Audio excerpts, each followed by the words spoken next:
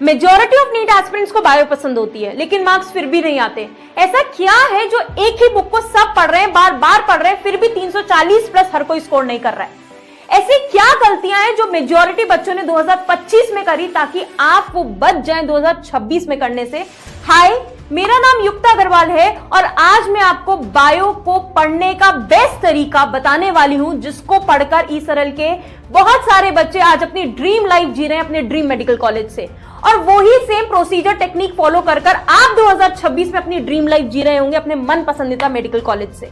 लेकिन पता है प्रॉब्लम क्या है? ये बात आप तभी सुनिएगा जब आपके अंदर एक आग हो, जुनून हो, पैशन हो, क्योंकि जवाब देना है उन सबका मुंह बंद करना है जिन्होंने ये सोचा था कि आपसे क्या ही होगा, या इस साल आप ड्रॉप ले रहे हैं तो क्या ही उखाड़ लेंगे, जो हाल 2025 में हुआ 2026 में होगा। तो उसके लिए आप मुझसे आज वादा करो और लिखकर मुझे बता दो, आज आप ये वीडियो देख रहे हो, इसका मतलब आप अपना 100% देने के लिए तैयार हो। वरना बेटा ये वीडियो जो आने वाली 10 मिनट की होने वाली ना, वो भी आपके लिए वेस्ट ऑफ टाइम है, उसको भी मत देखिए। 10 मिनट भी आप जाके स्क्रॉल कर लो। तो मुझे ये कमेंट्स में बता दो क्या आप अपना 100% देने के लिए तैयार है। अब अगर हो तो मेरी बात एक बहुत ध्यान से सुनना। एक छोटा सा एग्जाम्पल बताती हूँ, 2025 का रिजल्ट का एनालिसिस कर आई हूं। 2 बच्चे हैं, ओम और विशाल। दोनों के फिजिक्स में 60-60 मार्क्स आए, दोनों के केमिस्ट्री में 140 आए। लेकिन आज ओम अपने ड्रीम मेडिकल कॉलेज में जी रहा है, अपनी ड्रीम लाइफ जी रहा है, लेकिन विशाल फिर एक ड्रॉप ईयर लेने आया है। ऐसा क्यों? पता है क्यों? क्योंकि बायो में इसके थे बेटा 340 और इसके थे 300। अब पता है विशाल से मेरी बात हुई, वो ये कह रहा था कि मैम काश मैंने बायो को हल्के में नहीं लिया होता, काश मैंने ये सोचकर नहीं पढ़ा होता कि ये चैप्टर इंपॉर्टेंट है, ये चैप्टर इंपॉर्टेंट नहीं, सब पढ़ा होता, या काश मैंने लास्ट टाइम में बायो को नहीं उठाया होता तो मेरे आज 6 क्वेश्चन भी ठीक हो जाते, तो मेरे नाम के आगे भी डॉक्टर होता। तो बेटा ये पावर है बायो की। बायो को आपने सबसे पहले, ये जो हवा चल रही है ना पिछले 6 साल से कि यार बायो तो आखिरी टाइम में हो जाती है, एनसीईआरटी बेस्ड हो जाती है, अगर एनसीईआरटी बेस्ड आती, जो कि आई भी, तो बेटा फिर 340 क्यों नहीं आए, 320 क्यों नहीं आए, 330 क्यों नहीं आए, 300 क्यों नहीं आए? क्योंकि बेटा वो इज्जत नहीं दी बायो को। तो जिसने बायो को इज्जत नहीं दी ना, वो आज ड्रॉप ईयर में लेकर बैठा है, और जिसने बायो में मेहनत करी आज वो अपने नाम के आगे डॉक्टर लगा रहा है। पता है प्रॉब्लम क्या है? पेपर सबके लिए टफ था 2025 का, तुम्हारे लिए भी था, दूसरों के लिए भी था, फिजिक्स थी, सबके लिए टफ थी, लेकिन बायो तो डुएबल थी, केमिस्ट्री तो डुएबल थी। तो अगर आपने बायो में खेल लिया होता, अगर आपने बायो में वो ईमानदारी से पढ़ लिया होता, तो क्या आज आप अपने नाम के आगे डॉक्टर नहीं लगा रहे होते? पूछो उस बच्चे से जो सिर्फ 300 लाने के बावजूद भी अपना ड्रीम मेडिकल कॉलेज में नहीं जा पा रहा। ये पावर है बायो की। बट पता है बायो में मैं बार बार बोल रही हूं, आज तुम्हारे को ये सिखाने वाली हूं कि 340 प्लस कैसे आते हैं। वो ऐसे ही नहीं आते। बताऊंगी कि इस बच्चे ने, ओम ने, क्या क्या टेक्निक्स फॉलो करी बायो पढ़ने के लिए। मैं बिल्कुल कह रही हूं बेटा बायो का पेपर एनसीईआरटी बेस्ड था। अगर तुम ये मान के बैठे हो कि 2025 का पेपर जो नीट का था वो बायो बेस्ड, एनसीईआरटी बेस्ड नहीं था बायो, तो बिल्कुल गलत कह रहे हो। बायो का पेपर फुल्ली एनसीईआरटी बेस्ड था, फुल्ली एनसीईआरटी बेस्ड था। लेकिन मैं बताती हूं एनसीईआरटी को पढ़ने का तरीका क्या है। एक बुक है गॉड ऑफ ऑल बुक्स, जिसको फॉलो कर आप 360 तक भी ला सकते हो। तो पहला तो ये गलत हो जाएगा कि 2025 का पेपर एनसीईआरटी बेस्ड नहीं था। ये बिल्कुल गलत है, बिल्कुल 100% एनसीईआरटी था। लेकिन एनसीईआरटी पढ़ने को ना एक तरीका होता है, एक प्रोसीजर होता है, एक प्रोसेस होता है, उसको फॉलो करना पड़ता है ना। क्योंकि तुम्हें भी पता है, मुझे भी पता है, हम आइंस्टाइन के खानदान से तो आए नहीं है कि एक चीज को आज पढ़ा जो हमें आने वाले 3 मई तक भी याद रहेगा, नहीं। तो इसके एक तरीके होते हैं, इसका एक प्रोसेस होता है जो आपको फॉलो करना ही पड़ेगा अगर आप चाहते हो लंबी रेस का घोड़ा बनना। और जब तक आप बायो को स्ट्रॉन्ग नहीं करोगे तो आप भी नेक्स्ट ईयर यही विशाल बन के आ रहे होंगे।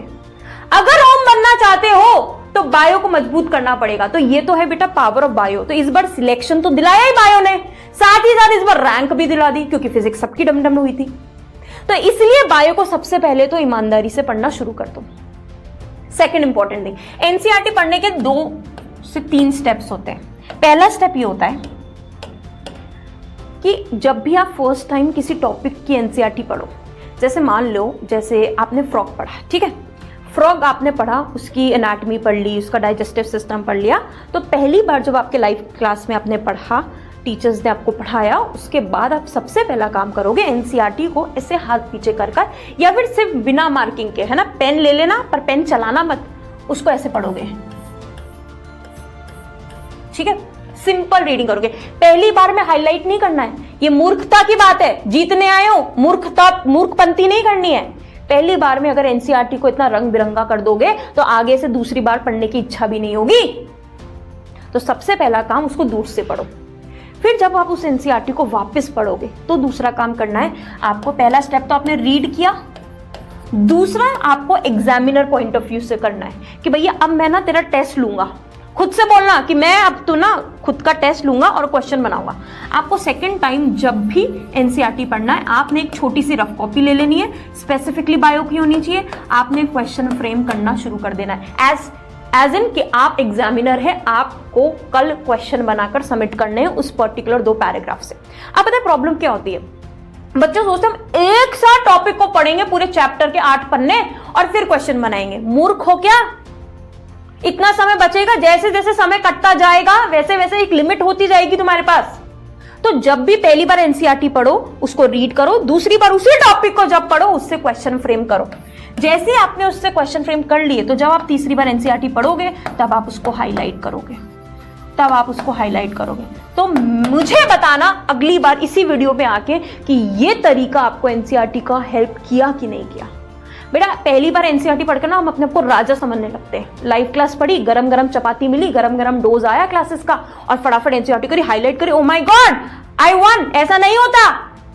क्या करना पड़ेगा? स्टेप बाय स्टेप चलना पड़ेगा। पहली बार पढ़ा, थोड़ा सा दिमाग में गया है भाई, परमानेंट में स्टोर नहीं हुआ। दूसरी बार क्वेश्चन फ्रेम करें, वो रफ कॉपी में कर लेना, रफली कर सकते हो, मैं ये नहीं कह रही जमा जमा के करने की जरूरत है। तीसरी बार जब उसको पढ़ोगे तो आप हाईलाइट करोगे, परमानेंट मेमोरी में जाएगा। इसके साथ आप अगली बार जब एनसीईआरटी रिवाइज करोगे तो आपके पास क्वेश्चन भी बने होंगे और आपके पास एनसीईआरटी हाईलाइटेड भी होगी, जो आपको पता है आपको इनको फोकस करना है। अगर तुम मुझसे आज पूछोगे मैम वेटेज के हिसाब से पढ़े, बेटा वेटेज के हिसाब से पढ़ते तो 2025 में जो मेंढक नहीं पढ़ के गए थे ना, वहां से 4 क्वेश्चन आ गए, 12 मार्क्स, सॉरी 4 4 16, 16 मार्क्स। तो 16 मार्क्स आ गया, जो मेंढक छोड़ के गया था वो तो वैसे ही रेस से बाहर हो गया। तो बायो सिलेक्शन के साथ रैंक दिला रही है, मैं आज अपने शब्दों के द्वारा प्रूफ करके दिखाऊंगी, कोई हवा में बातें नहीं करूंगी। अगर तुम यहां तक देख रहे हो तो आने वाले 10 मिनट और क्रूशियल होने वाले हैं तुम्हारे लिए।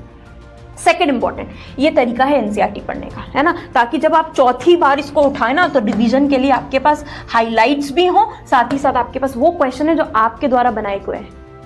सेकेंड इंपॉर्टेंट बात 340 प्लस स्कोर करने के लिए ये तो कि भाई how to read NCERT. Second point होता है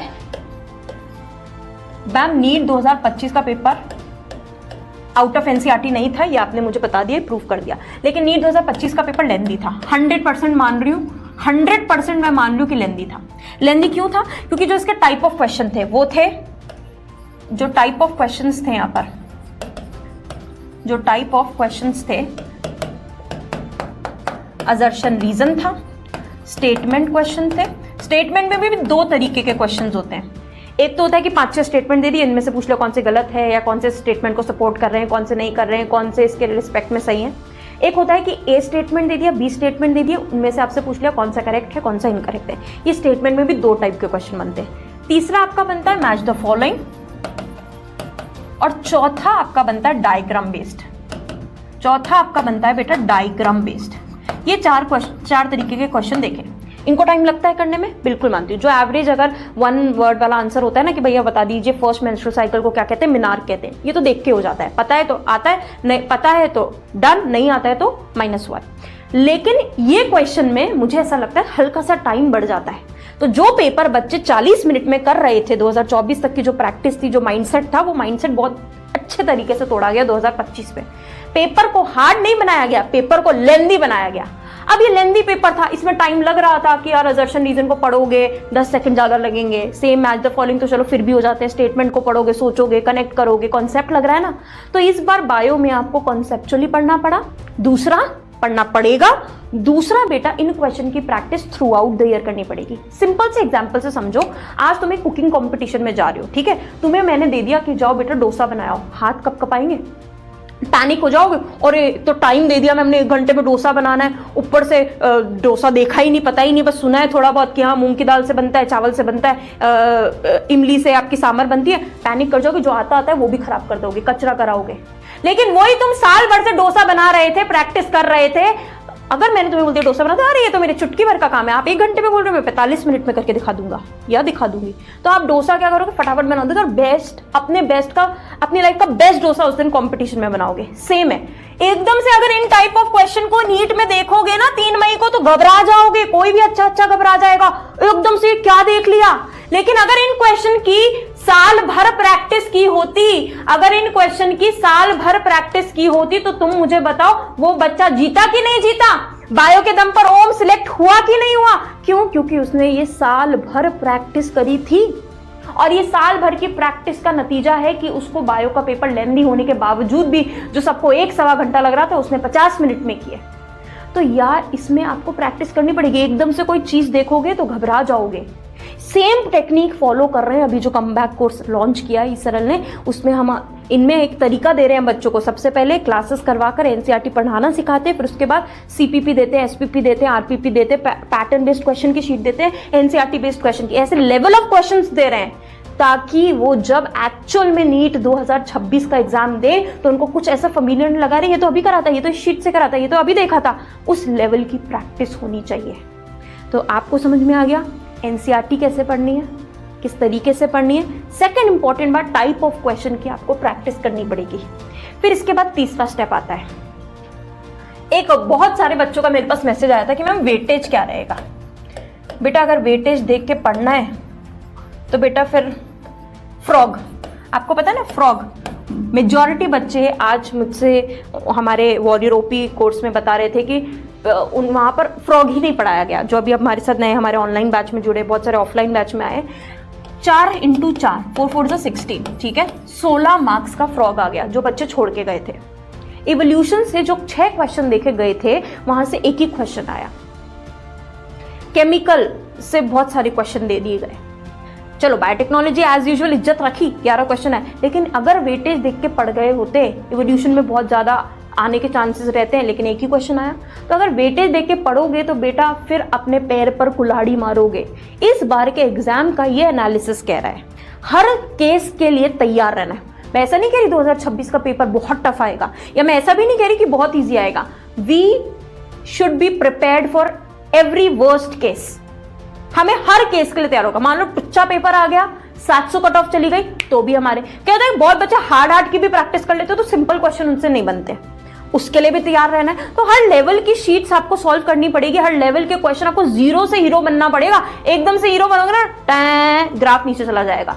तो हर लेवल की प्रैक्टिस आपको करनी पड़ेगी। तो उसके लिए सबसे पहला काम कि हमें हार्ड क्वेश्चंस भी करने हैं, वैसे क्वेश्चंस भी देखने हैं जो 2025 का लेवल मेंटेन हो, क्या पता इससे हार्ड आ जाए, और वो क्वेश्चन भी करने जो एकदम बेसिक हो। हर लेवल के लिए तैयार रहना है। तो वेटेज देख के बेटा बिल्कुल नहीं पढ़ सकते। एक सीख तो लो 2025 से कि अगर वेटेज देख के पढ़ा तो फिर 300 प्लस तो मेरे हिसाब से छोड़ दो। लास्ट टाइम बहुत बच्चों ने 2025 में ऐसे किया कि यार ह्यूमन रिप्रोडक्शन पढ़ लेते हैं, इवोल्यूशन पढ़ लेते हैं, या ह्यूमन फिजियो से, ह्यूमन फिजियो का पूरा बेटा वेटेज इधर उधर हिल गया। तो वेटेज देखकर नहीं पढ़ सकते। ये 2025 से एक बहुत बड़ी लर्निंग लो जो मेजॉरिटी नीट एस्पिरेंट्स ने गलती किया है। तो वेटेज देखकर नहीं पढ़ना। एनसीईआरटी को कैसे पढ़ना है, तीसरा टाइप ऑफ क्वेश्चन। अब रोज क्या करना है कि मैम 340 तक हमारा स्कोर बैठ जाए, उससे भी ज्यादा बन जाए। तो चौथा काम होगा आपका टेस्ट का। चौथा काम होगा आपका टेस्ट। टेस्ट कैसे होता है मैं बताती हूं। टेस्ट आपको क्या है, मतलब अगर आप मुझसे पूछे मैम टेस्ट देना क्यों जरूरी है, मैं बताती हूं।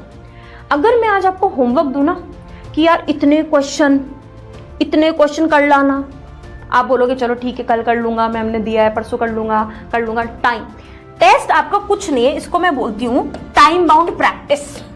टेस्ट आपका है टाइम बाउंड प्रैक्टिस, कुछ नहीं है भाई। एग्जाम में 180 मिनट मिलेंगे, 180 मिनट में 180 क्वेश्चन करने, टाइम है, और उस टाइम में जो सबसे ज्यादा स्पीड करेगा, जिसकी सबसे ज्यादा स्पीड रहेगी, स्पीड तभी होगी जब पूरे 10 महीने प्रैक्टिस हुई होगी।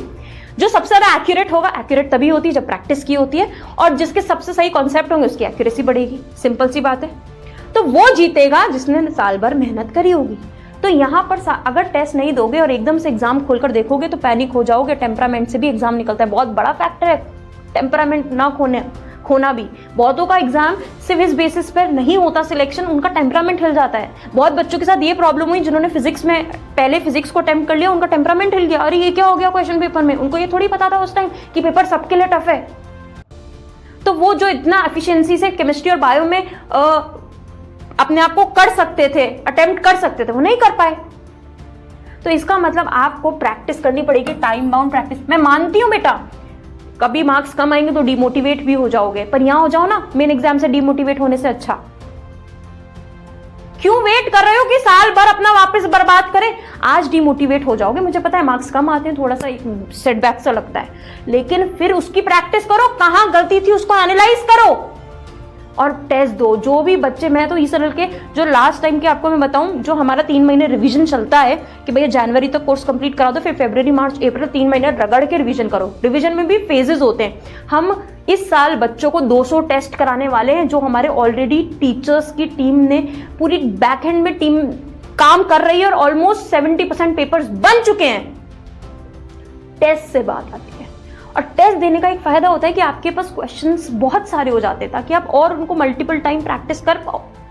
तो आपको रोज टाइम बाउंड प्रैक्टिस करनी है। मिनिमम बायो की 30 मिनट आपको प्रैक्टिस करनी ही पड़ेगी और साइमल्टेनियसली संडे, हर संडे आपको टेस्ट तो देना ही है ताकि आपको पता लगे कि आप जो पढ़ रहे हैं, जो एनसीईआरटी पढ़ रहे हैं, जो क्वेश्चंस लगा रहे हैं, जो आप शीट्स कर रहे हैं, वो आपके इफेक्टिवली काम कर रहे हैं कि नहीं कर रहे हैं। क्योंकि टाइम बाउंड होना बहुत जरूरी है। जब तक टाइम बाउंड प्रैक्टिस नहीं होगी, आप कितनी ही थ्योरी पढ़ लो, आप कितने ही क्वेश्चंस कर लो, आप सिलेक्शन से 10 कदम दूर ही रहोगे। तो आपने सबसे पहला आज ये गांठ बांध लो कि मेरे को एनसीईआरटी जो पढ़नी है, जो टाइप ऑफ क्वेश्चंस लगाने, अब उनका एक लेवल ऊपर करना पड़ेगा। दूसरा, मुझे हर रोज प्रैक्टिस करनी पड़ेगी बायो के क्वेश्चंस की, साथ ही साथ टाइम बाउंड प्रैक्टिस जिसको हम टेस्ट बोल देते हैं, और हर संडे मॉक टेस्ट लगाना पड़ेगा। ये 4 फेजेस अगर आपने फॉलो कर लिए तो मैं फिर बता रही हूं आपको, आपके नाम के आगे डॉक्टर लगाने से कोई नहीं रुक सकता है। 2026 में आपको भी वो दुनिया वाले जो ताना दे रहे थे ना कि यार तुझसे क्या होगा, ये क्या कर लेगा, प्रूफ कर देना। ये रेक मैंने कर दिखाया। अपने आप को चैलेंज दो, अपने आप के लिए करो, क्योंकि तुम कर सकते हो। बोलो तैयार हो? All the best.